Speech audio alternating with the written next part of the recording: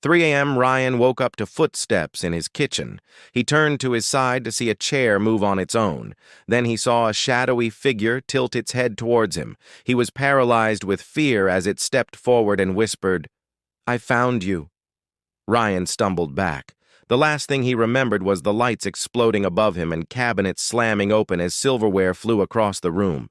Then he felt something pin him to the floor and a face split into a wide grin as it lunged at him.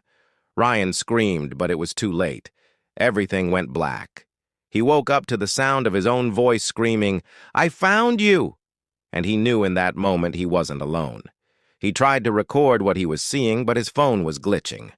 If you want more stories like this, subscribe for more.